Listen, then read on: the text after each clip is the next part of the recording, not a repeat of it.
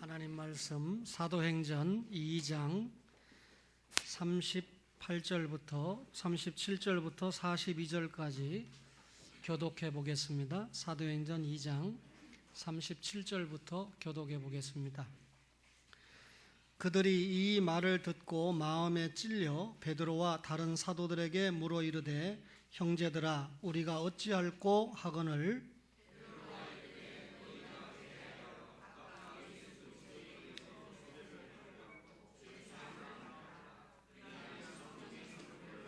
이 약속은 너희와 너희 자녀와 모든 먼데 사람 곧 주 우리 하나님이 얼마든지 부르시는 자들에게 하신 것이라 하고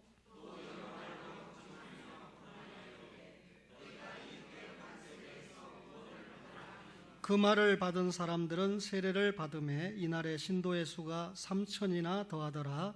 그들이 사도의 가르침을 받아 서로 교제하고 떡을 떼며 오로지 기도하기를 힘쓰니라. 아멘. 구약 성경이 39권인데 그 중에 12권을 역사서라고 말합니다. 여호수아서부터 에스더까지 12권의 성경을 역사서다 이렇게 얘기하는데, 그러면 창세기부터 신명기까지 모세가 기록한 모세오경은 율법서라고 말하지만 역시 여기에도 하나님의 역사가 많이 담겨져 있습니다. 예를 들면 출애굽기라고 하는 성경은 이스라엘 백성들이 애굽에서 430년 동안 종살이하고 구원받은 역사를 기록을 했고, 민수기는 광야 40년 행군의 역사를 기록한 책이기 때문입니다. 하나님께서는 이렇게 역사 속에서 구속의 역사를 진행해 오시고 계신데, 창조한 이후에 역사라고 하는 이 시간을 통해서 하나님의 뜻을 구현해 오고 계십니다. 따라서 여러분과 저가 역사를 대단히 중요하게 생각할 수밖에 없습니다. 예수님이 이 땅에 오신 이후에 신약 성경 27권이 기록이 됐는데, 이 27권 가운데는 유일하게 역사서를 사도행전에 국한을 시킵니다. 사도행전을 역사서다 이렇게 이야기하는데, 예수님께서 십자가에 죽으시고 부활하시고 승천하셨습니다. 그리고 하나님 보좌 우편에 좌정하셨는데, 승천하시면서 성령님이 오신다 그랬죠. 성령님이 오셨습니다. 성령님이 오셔서 예수 믿는 많은 제자들이 생기고 또 성령 충만해서 열심히 예수님을 전해서 교회가 설립되고 교회가 확장되는 역사를 기록한 것이 사도행전입니다. 다시 한번 말씀드리면 신약의 역사서는 사도행전인데, 사도행전의 역사는 교회와 관계가 되어 있다라고 하는 것이 특이합니다. 하나님께서 교회를 세우시고 그리고 교회를 확장시키는 역사가 사도행전인데, 여러분 이 예수님이 교회의 머리고 성도는 교회의 지체가 되지 않습니까? 따라서 성도 개개인이 교회의 지체가 되기 때문에 성도와 성도가 하나된 교회의 공동체를 이룰 때 그 교회는 변화하고 성장하고 그 교회는 하나님 앞에 아름다운 역사를 이루어갈 수밖에 없다 그 말이죠. 왜 사도행전이라고 하죠? 사도행전 1장부터 12장까지는 베드로가 주로 사역을 하고 13장부터 28장까지는 바울 사도가 주로 일하는 것들을 기록했기 때문에 베드로와 바울이 사도기 때문에 사도행전이다 이렇게 말하고 있습니다만, 이런 사도행전이 교회와 관계된 것을 볼 때 오늘날 여러분과 저를 통해서 하나님이 원하시는 일들이 무엇인가, 오늘날 우리가 베드로가 되고 바울이 되어서 하나님께 드려야 될 사명이 있다라고 하는 것을 사도행전을 통해서 알게 됩니다. 주님은 승천하시기 전에 제자들에게 예루살렘을 떠나지 말라, 그리고 아버지께서 약속하신 것을 기다려라 그렇게 명령을 하셨습니다. 주님의 명령을 받은 제자들이 예루살렘을 떠나지 않고 성령 받기 위해서 열심히 기도를 하고 있었습니다. 그리고 예수님의 약속대로 성령님이 오셨습니다. 제자들이 성령 체험을 했습니다. 그리고 제자들이 권능을 받았습니다. 말씀대로 권능을 받고 나니까 제자들이 주님의 십자가와 부활의 말씀을 전하는데 열심을 다했습니다. 예수님의 수제자였던 베드로가 모인 무리들에게 복음을 전했는데 예수님이 메시아입니다. 예수님이 하나님의 아들입니다. 이렇게 전하면서 유대인 당신들이 십자가에 못 박아 죽도록 잡아준 그 예수님이 메시아였고 그 예수님이 하나님의 아들이었습니다 라고 복음을 전하자 유대인들이 온 마음이 뜨거워서 그만 형제들아 우리가 어찌할꼬 양심의 가책을 받았습니다. 이런 사람들 앞에 베드로가 구체적인 길을 제시하는데 사도행전 2장 38절에 베드로가 이르되 너희가 회개하여 각각 예수 그리스도의 이름으로 세례를 받고 죄 사함을 받으라 그리하면 성령의 선물을 받으리니라고 기록을 했습니다. 이 베드로가 형제들아 우리가 어찌할꼬 하는 이 심령들에게 가장 먼저 요구한 게 뭡니까? 먼저 회개하라 이렇게 말했습니다. 회개라고 하는 말은 다시 한번 생각한다, 재차 생각한다 그런 의미입니다. 사람이 자신이 한 일이 옳은 일이고 자신이 한 말이 바른 말이라고 그렇게 생각을 합니다. 그래서 옳은 일이라고 생각하고 하고 바른 말이라고 생각해서 말을 하는데 시간이 조금 지나놓고 보니까 내가 한 일이 옳은 일이 아니에요. 내가 한 말이 바른 말이 아닙니다. 그렇게 느낄 때가 있죠. 그러면 자신의 행동이나 자신의 말이 올바르지 않다고 깨달아졌을 때, 다시 말하면 재차 생각했을 때 회개해야 되잖아요. 그러면 자신의 주장이나 자신의 생각이나 자신의 견해를 바꾸어야 됩니다. 자기가 한 일이 잘못됐다라고 하는 것을 강하게 느끼면 마음의 변화가 강하게 일어나죠. 마음이 강하게 변화가 일어나면 그것이 행동으로 나타날 수밖에 없습니다. 사람이 왜 잘못된 행동을 합니까? 자신이 하는 일을 정당하다고 생각하기 때문입니다. 잘못된 일을 하고 있음에도 자신이 하는 일은 정당하다 생각하니까 그 일을 하는 겁니다.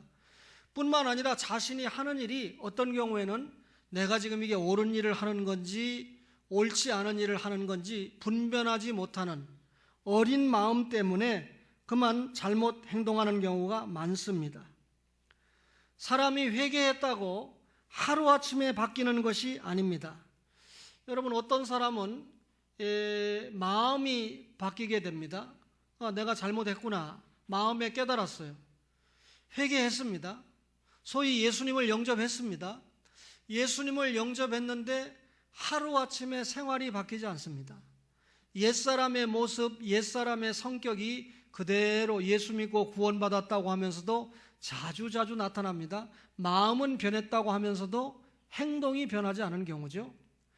어떤 사람은 마음이 변하지 않았는데 사실상 예수님을 믿지 않는데도 의도적으로 내가 교회 나왔으니까 내가 사람들에게 좀 좋은 사람으로 보여야 되겠다 해서 마음의 변화는 없는데도 불구하고 행동은 굉장히 변한 것처럼 소위 하나님의 사람처럼 처신을 합니다. 여러분 이런 사람을 우리가 위선하는 사람이다 또는 외식하는 사람이다 이렇게 생각할 수가 있지요. 여러분 마음과 행동이 변해야 되는데 마음만 변한 사람은 어떤 면에서 좀 나아요. 그런데 마음은 전혀 변하지 않았으면서 행동만 변한 것처럼 행동하는 외식적인 사람은 더 소망이 없다는 것이 통상적인 결과인데 오늘 주님이 베드로를 통해서 먼저 회개하라 할 때는 마음과 행동이 다 변화가 되는 그런 회개를 말씀하고 있습니다. 마음과 행동에서 진정한 변화가 일어나야 되는데 우리가 회개라고 할 때 마음도 변하고 행동도 변하는 것은 1차적으로 하나님과의 관계가 정립되면서 나타납니다. 예수 믿고 회개하니까 하나님의 사람이 됐죠. 하나님의 자녀가 됐죠. 하나님의 자녀가 되었으면 하나님과의 관계가 바로 돼야 되지 않습니까? 하나님과의 관계가 바로 되면 반드시 사람과의 관계도 바로 나타난다는 거죠. 자, 1차적으로 예수 믿고 하나님과 바른 관계가 됐습니다. 그러니까 사람과의 관계가 바로 되기 위해서 친구 관계가, 직업 관계가, 또 취미 관계가 정리가 되죠. 주의를 지키지 못하는 취미 활동 끊어버린다 이 말입니다. 주님 앞에 가까이 가는데 발목을 잡고 있는 친구들과 정리가 된다는 말이죠. 저는 저만 예수 믿고 목사가 돼서 세상 친구가 정리돼서 참 안타깝다. 때로는 만날 사람이 없잖아요. 그런데 수요일 날 와서 강의하시는 저보다 나이 많은 목사님이 옛날에는 전화 한 통이면 한 30명이나 술 친구들이 모였는데 이제 그런 친구들이 다 예수 믿고 목사 되니까 완전히 끊어져서 명절에 단 한 사람도 만날 사람이 없다라고 하는 말을 듣고 역시 이 목사는 그럴 수밖에 없구나 라고 하는 생각을 하게 됩니다. 예수 믿는 친구들이 더러 있지만 중학교, 고등학교 혹은 초등학교 동창들이 있지만 뭐 장로가 되고 또 집사가 된 분들은 더러 만나기도 하지만 역시 이 목사와 약간의 갭이 있습니다. 근데 예수 믿지 않는 친구들은 뭐 만나면 제가 영적으로 많이 손해보죠. 그들을 전도하면 되지 않겠습니까? 이렇게 말하지만 참 쉽지 않아요. 하나님과의 관계가 정립이 되면 사람과의 관계도 하나님과의 관계가 지장이 되지 않는 쪽으로 서서히 변화가 되어간다 그 말입니다.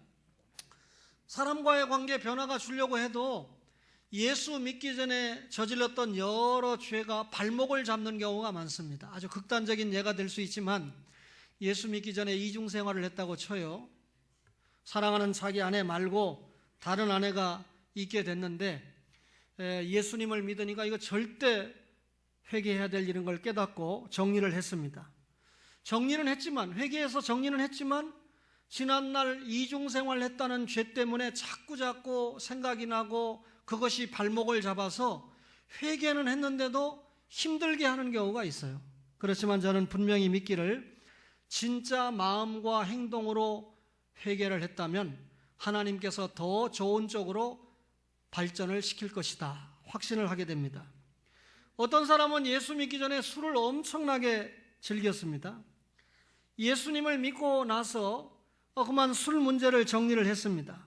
그러나 과거에 지나친 음주로 말미암아 약해진 건강이라든지 또 술 때문에 저질렀던 과거에 우리 보니까 술 먹어서 지은 일이기 때문에 잘 모릅니다 하면 세상의 법원에서 그걸 감경사유로 해줬는데 이제는 판사들이 알아가지고 그런 그 오리발 작전을 내놔도 오히려 테이프가 끊겼다고 해도 오히려 엄벌에 처하지 않습니까? 제대로 가고 있다 이렇게 생각이 되고 있는데 우리나라가 진짜 사회적으로 변하려고 하면 아모스가 주장한 대로 국회가 변하고 재판관들이 변하면 국회가 법을 엄밀하게 만들고 그 법을 스스로 지키고 그 판사들이 법을 엄격하게 그 법대로 집행을 하고 하는 사회가 돼야 되지 않겠나 하는 생각을 해보게 됩니다만 어쨌든 과거에 그 술 때문에 건강을 해치고 술 때문에 지은 죄 때문에 예수 믿고 진짜 영혼과 육신이 변화를 가져왔는데도 불구하고 그것이 발목을 잡는다면 진짜 회개했다면 하나님께서 이 역시도 좋은 방향으로 정리를 해주신다. 저는 그렇게 믿게 됩니다. 하나님께 돌아온 성도는요 예수님의 이름으로 세례를 받는다 그랬죠. 예수님을 영접한다는 말이죠. 예수님을 영접하기 전에는 모든 주인이 누구였습니까? 자기 자신이었습니다. 예수님을 영접하고 나니까 내 주인이 예수님, 그래서 나의 주님이지 않습니까? 자, 그리하면 성령을 선물로 받는다 이렇게 말씀에 기록되어 있으니까 오해를 합니다.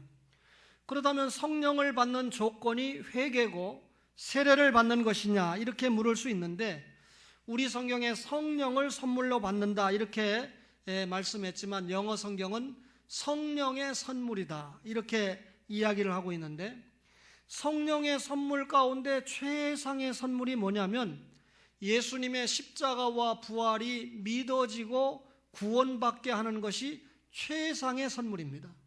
그러니까 성령을 선물로 받는다 할 때 구원을 선물로 받는다라고 하는 것이 최상의 선물이다, 그 말입니다.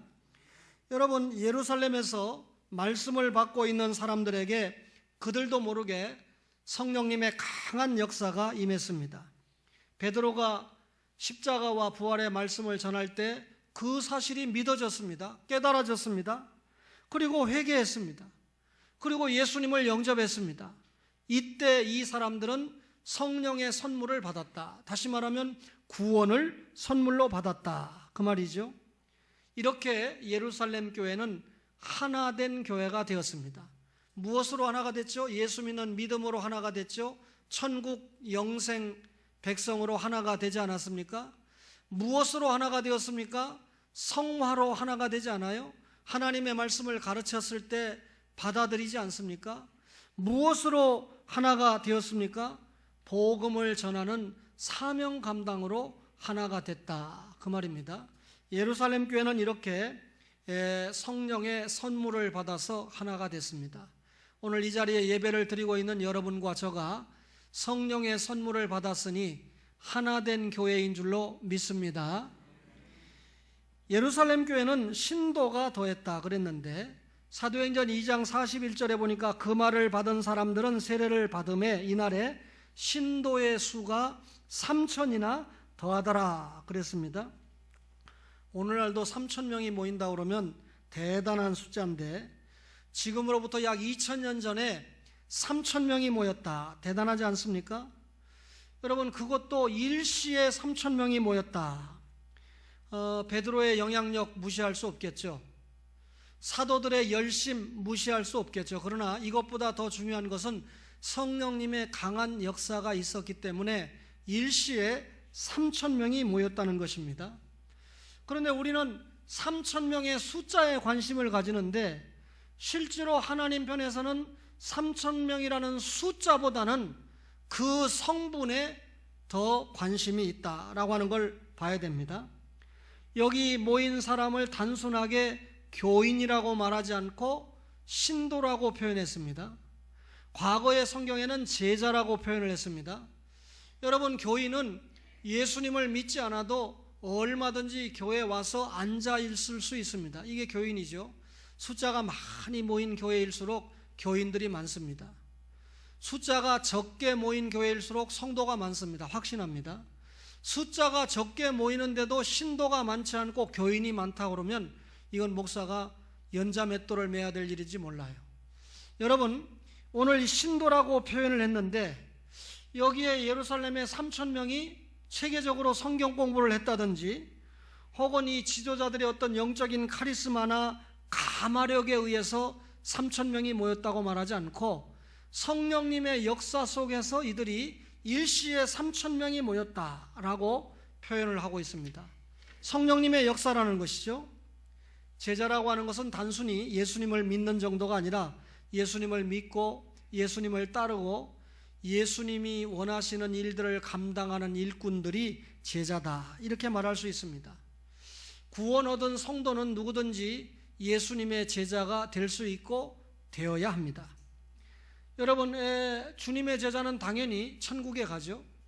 또 주님의 제자는 당연히 천국에 가서 상급을 받게 되죠. 그런데 우리가 가룟 유다도 예수님의 12제자 중에 한 사람이라고 말하죠. 그러면 가룟 유다도 제자니까 천국에 가고 상급을 받느냐라고 말할 때는 절대 그렇지 않습니다.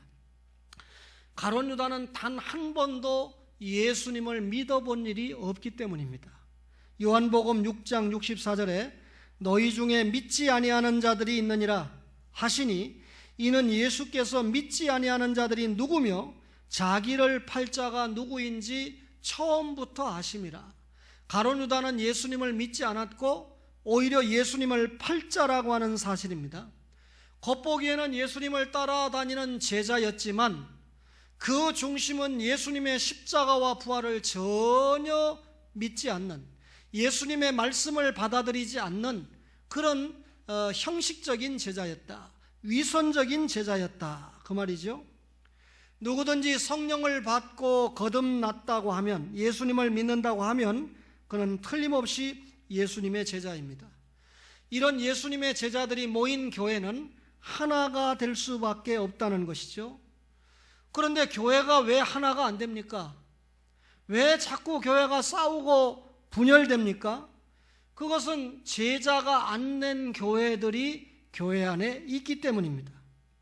용서하세요. 목사라고 다 주님의 제자고 장로라고 다 주님의 제자면 얼마나 좋겠습니까? 물론 우리 교회 장로님들과 집사님들은 다 주님의 제자라고 저는 확신하고 있습니다. 그런데 어떤 교회는 보면 그렇지 않은 것 같아요. 왜 교회에 가서 학연을 따지고 성별을 따지고 지연을 따지고 학벌을 따지고 등등 따집니까? 여러분, 교회 오면 잘 배웠던지 못 배웠던지 남자든지 여자든지 전라도든지 경상도든지 혹은 충청도든지 아무 관계없이 예수 그리스도 안에서 하나가 된 줄로 믿습니다.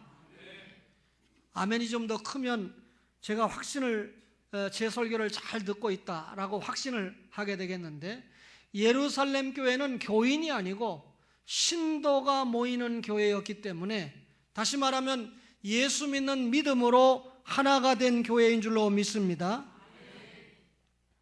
예루살렘 교회는 배움의 열기가 뜨거웠어요. 배움의 열기로 하나가 됐는데, 사도행전 2장 42절에 보니까 그들이 사도의 가르침을 받아 그랬습니다. 여러분, 예루살렘 교회처럼 열심히 가르치고 열심히 배우려고 하는 열기가 가득한 교회가 또 있을까요? 여러분, 배우려는 열기가 교회 안에 가득할 때 그 교회는 반드시 진보가 나타나게 되어 있습니다. 여러분, 배우려고 하는 자세가 겸손이죠. 그렇죠? 또 배우려고 하는 자세가 진실이지 않습니까? 나는 저분에게 좀 배워야 되겠다. 들으면서 배워야 되겠다. 진실이지 않습니까? 또 배우려고 하는 노력이 열심이잖아요. 내가 열심히 배워야 되겠다. 저분에게 배워야 되겠다라고 열심히 듣고 열심을 배우는 자세가 열심이지 않습니까? 열심히 배우는 학생은 밤을 새워서라도 그것을 자기 것으로 만들려고 노력을 합니다. 반면에 배우려고 하지 않는 사람은 나태하죠. 매사에 무관심합니다. 예배에 참석을 했지만 배우려고 하는 자세가 없으니까 설교 말씀을 열심히 듣지 않아요. 배우려고 하는 자세가 결여되니까 교회 행사에 무관심하고 참석하지 않습니다. 혹 교회 행사에 참석해 있다고 해도 배우려고 하는 자세가 없으니까 영적으로 잠들어 있습니다.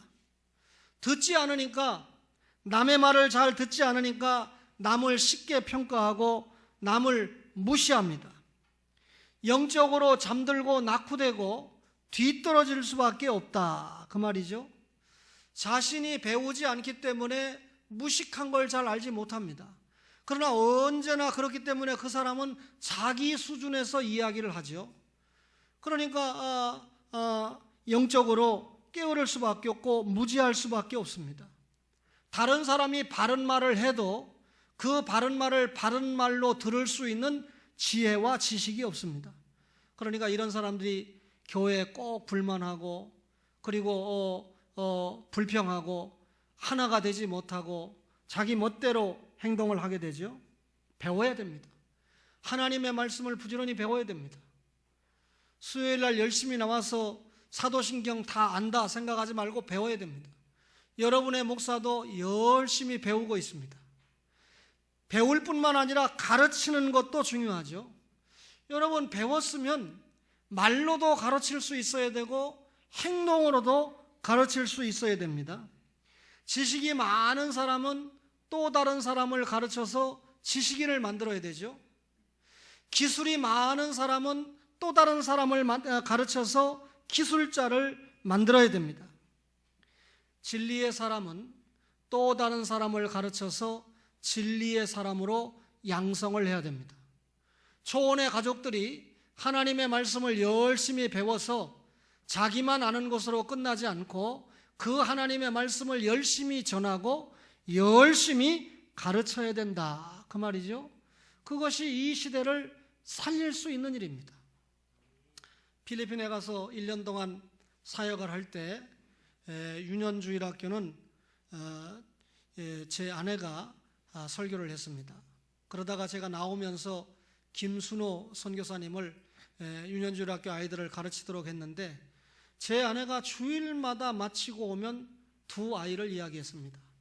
그 중에 한 아이가 임세롬 청년의 동생인 임종성인데 자기가 이 성경을 가르치면서도 깜짝깜짝 놀라겠다는 거예요. 어떻게 이 아이가 모르는 성경이 없다는 거예요. 그러니 어른들이 이 아이하고 붙으면 창피할 정도다라고 하는 얘기를 자주 했습니다. 기대가 컸습니다.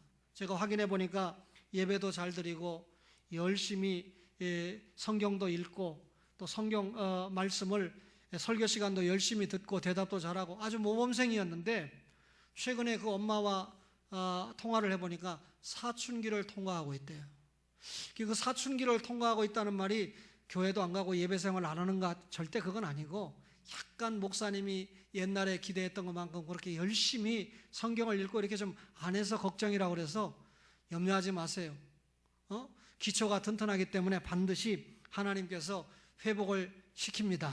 사춘기 잘 통과합니다. 제가 그렇게 위로를 했습니다. 확신을 가지고 있어요. 뿌리가 튼튼하기 때문에 하나님의 말씀을 바로 가르치면 그 말씀을 바로 배운 자녀들은 소망이 있다는 것을 저는 확실하게 말씀을 드리고 있는 것입니다. 따라서 유명한 대학 교수가 중요한 게 아니라 주일학교에서 교회학교에서 어린 생명들에게 하나님의 말씀을 가르치는 교사들이 얼마나 중요한가 저는 새삼 깨닫게 됩니다. 예루살렘 교회는 배움의 열기가 가득했습니다. 우리 초원의 가족들도 배움의 열기가 가득하므로 그 자체가 하나가 된 교회가 되기를 간절히 바랍니다. 마지막으로 예루살렘 교회는 서로 교제했습니다. 사도행전 2장 42절에 그들이 사도의 가르침을 받아 서로 교제하고 떡을 떼며 오로지 기도하기를 힘쓰니라 그랬습니다. 예루살렘 교회나 이방 선교의 전초 기지가 되는 안디옥 교회의 특징이 교제하는 교회였다라고 하는 것입니다. 서로 친구가 되어주는 교제를 이야기하죠. 여러분 3,000명이 모였다라고 하는 것이 놀라운 일이 아니고 그 3,000명이 서로 하나 되는 교제를 했다. 이게 대단하지 않습니까? 여러분 우리 교회가 혹 사람들이 너무 많이 모여서 교제하기가 어렵습니까? 그렇다면 큰일입니다. 여러분 성도가 너무 많아서 다른 성도에 대해서 일일이 관심을 갖는 것이 너무 어렵습니까? 그렇다면 보통 문제가 아니라고 생각합니다. 여러분 성도들 간에 몇몇끼리만 끼리끼리 모여서 우리 교회는 뭐 권사님들의 모임이 특별히 있거나 또는 집사님들의 모임이 특별히 있지 않지요. 만약에 있다고 해도 영적인 모임인데 어떤 교회 보면 권사님들이 1기, 2기, 3기 이런 식으로 나누어 가지고 자기들끼리 모여 가지고 지나치다 보니까 편당이 되는 경우가 많아요. 나중에 보니까 이 팀 권사님들은 제주도 놀러 가자 그러고 저 팀 권사님들은 모아놨다가 나중에 가능하면 금강산 가자 그러고 한라산 가면 어떻고 금강산 가면 어떻습니까? 진리 문제도 아니고 아무것도 아닌데 그거 가지고 싸워요. 어떤 교회는 할머니 할아버지들을 좀 섬기는데 차를 빌려가지고 가자, 빌리지 말자, 돈이 들어가니까 그거 가지고 4시간 싸우다 끝나는 교회도 있어요. 상상할 수가 없는 일이죠. 그런데 역사 속에 그런 교회가 있다고 보고가 되고 있습니다. 여러분 서로 끼리끼리 이거 편당이지 않습니까? 나만 예수 잘 믿으면 되지, 내 경건만 지키면 되지, 절대로 여러분 초보적인 신앙인이 될 수밖에 없습니다.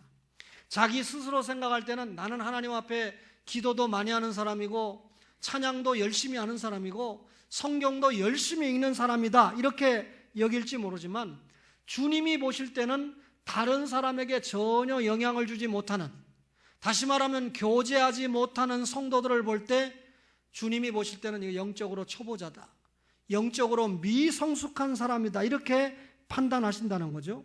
명심해야 됩니다.